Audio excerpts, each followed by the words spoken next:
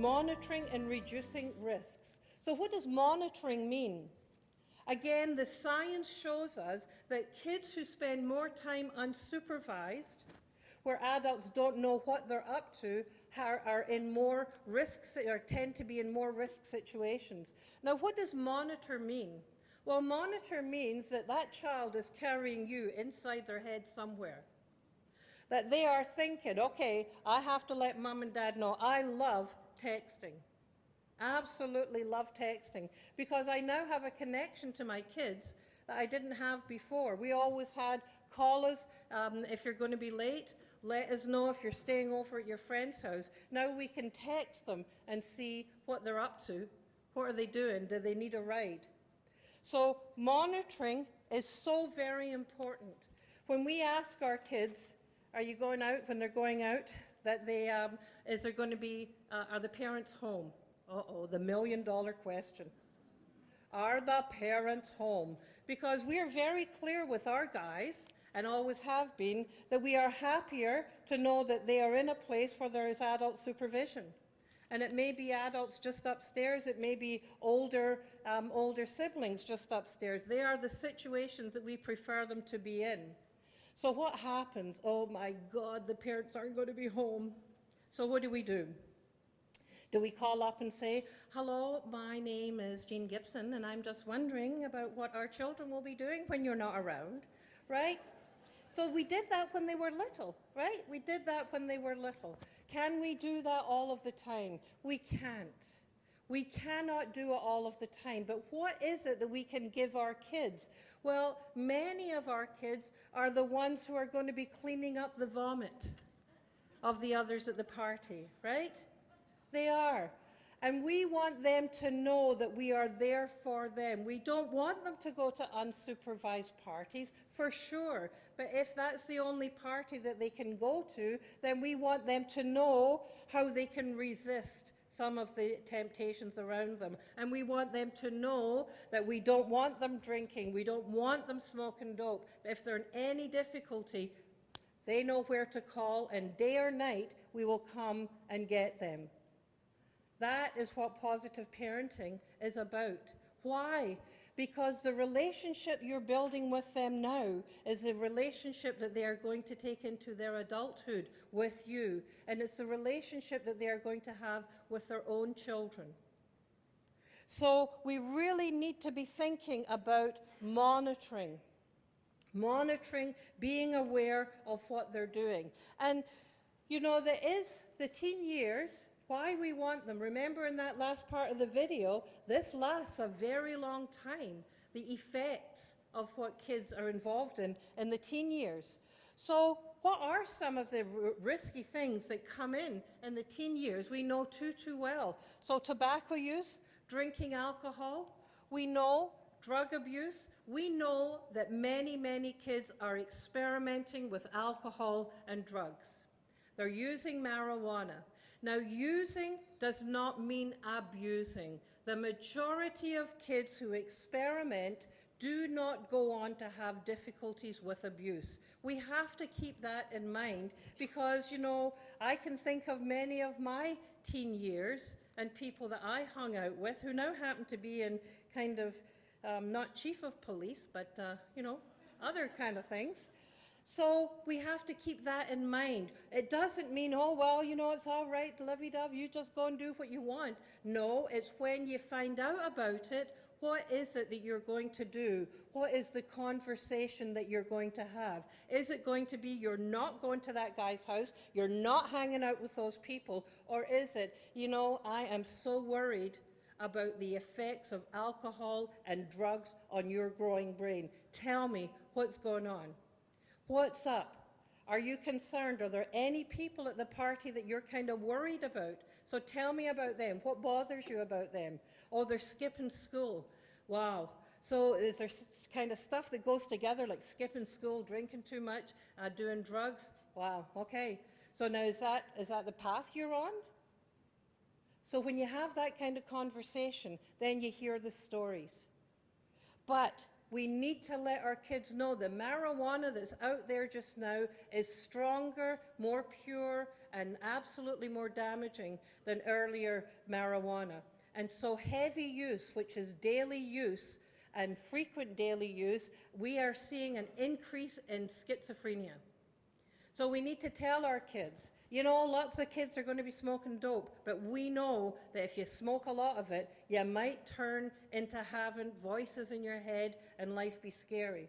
We also know that in early years, so 10, 11, 12, 13, 14, a lot of alcohol use, binge drinking, can change the brain, can change the way the memory areas work, and can also change your need for alcohol so you become an alcoholic, being exposed that early. So there are some messages about excessive use we absolutely have to let them know about. We need to know what's the norm, what's happening in your high schools just now about sexual activity.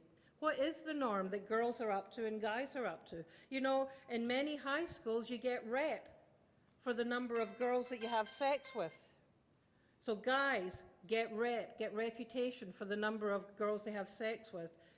Problem is, the girls who have sex are called hoes, and they're looked down upon. So do we go and do this puritanical dialogue about it, or do we say, wow, what's that about? And we have the conversation about sexually transmitted diseases, and we have a conversation about what our family values and norms are. So thinking about the long-term reach of the teen years is hugely, hugely important, and there are some of these things which are going to be the firm rules that you're not going to change. So what should we do?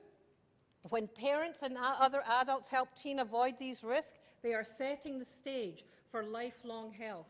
So what is it that we can do to stay involved, to monitor?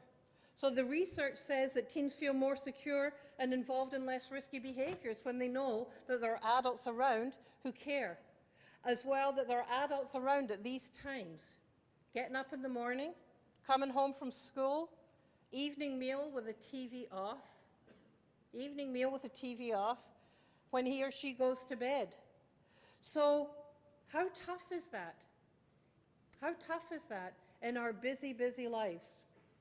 When I've asked in other groups how often families sit together and have meals as a family, the number over the years has gone down and down and down and down. So if you think in your family, how often are there somebody home? When you get up in the morning, when you have your meals?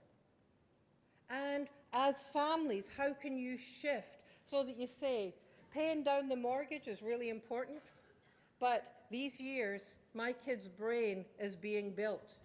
My kids' quality of expectations and relationships is being built here. So be involved with them. Know who it is that they're hanging out with and what it is that they're up to.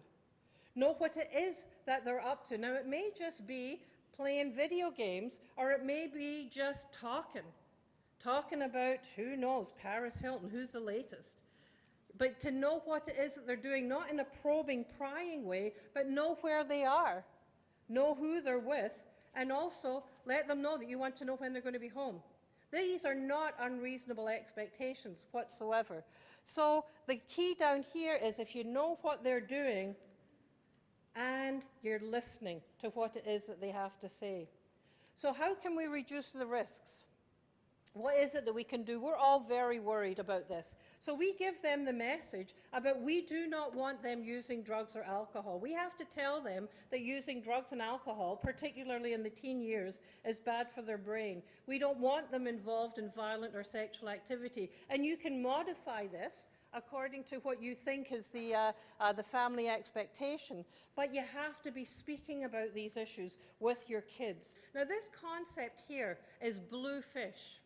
And bluefish is having a family code that when the kid is out of their depth, they've got something that they can say to you when they call up, that they can say. It means, get me out of here, no questions. It's the beam me up, Scotty message. We have to give our kids this, your permission to say, I will come no matter what the situation. It's all about the relationship. So now as parents we wonder, do peers really have more influence?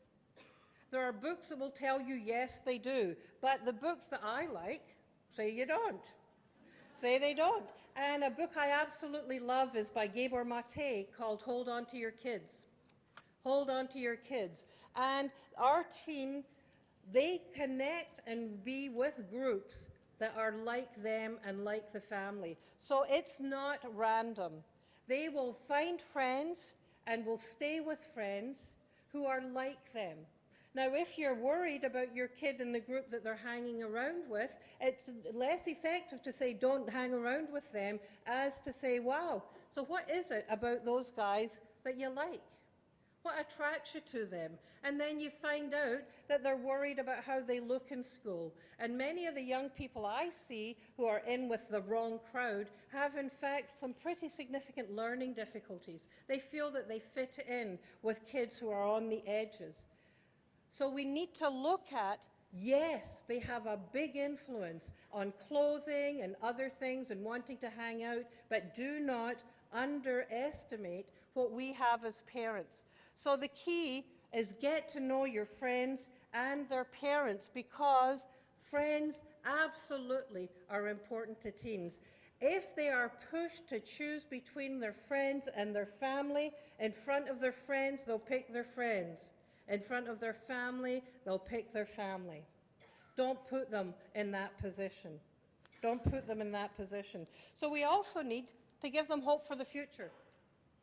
We need to give them hope for the future. So being connected to school, now that does not necessarily mean that they have to be on the honor list, but they need to be engaged and help them find the things that they're good at in school and engaged. Saying that attending school is an absolute no change in expectation, is a firm non-negotiable rule. And many parents ask me about how many hours of work should kids do. And the research shows any young person in high school who's working more than 14 hours a week in a job is putting their academics at risk. So think about that.